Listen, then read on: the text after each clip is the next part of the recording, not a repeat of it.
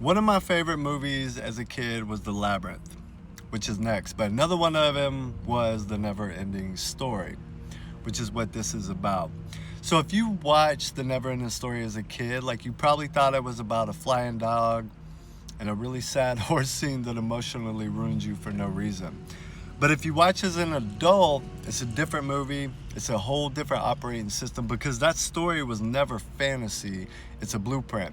So you've got Bastian sitting in the attic, reading the book, thinking he's observer. Meanwhile, the entire world inside of the book is collapsing. So enter Atreyu, the warrior that is actually moving through the terrain, facing the trials and the one losing the horse, catching the emotional damage in real time. So two characters, but not really. That's you again. Bastian is the mind, the observer, the narrator, and the one trying to understand the story, while Atreyu is the body, the one living it, taking the hits, adapting, moving forward, whether it makes sense or not.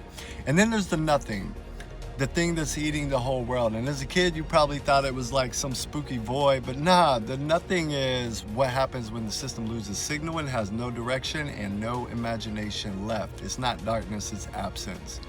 It's what shows up when you stop participating in your own story. And if you've ever felt that weird emptiness of like, what is the point of all this? Like, congratulations, you felt the nothing.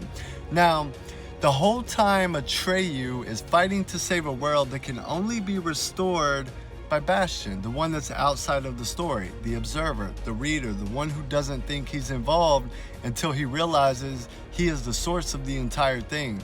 Then he has to give the Empress a new name. So he has to step in and stop watching and start creating. That's the moment that you realize you're not just reacting to life, but you're actually authoring it.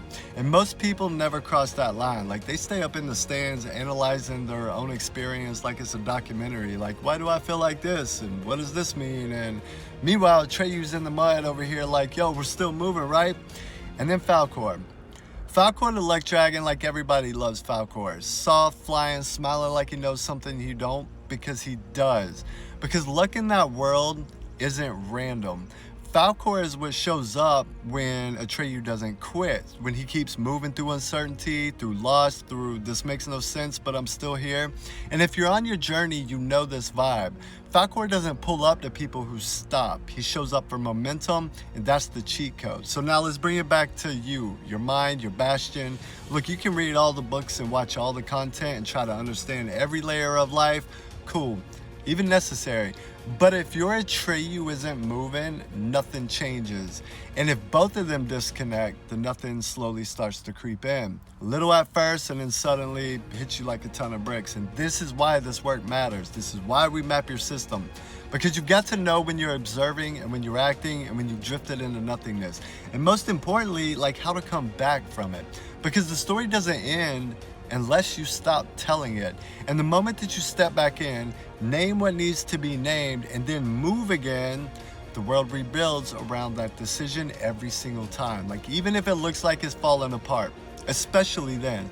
So where you at? Observation in the mud? That's where I am, waiting on Falcor, but he will show, because New Earth, or the Seraphina Grid more accurately, is the Empress's new name, homie. And the story of that world is just the beginning that we're in now. And then, yep, you've got Bastian at the end riding Falcor against his karmics, and we're seeing that play out too. So it's time for you to turn away from the world that is literally catching fire and collapsing in front of you. That's the next move. So stop waiting and get your ass over to the work, or don't. We won't have the same shit going on in Seraphina, homie. So if you can't get with it, then forget it. Welcome to the top of the spiral.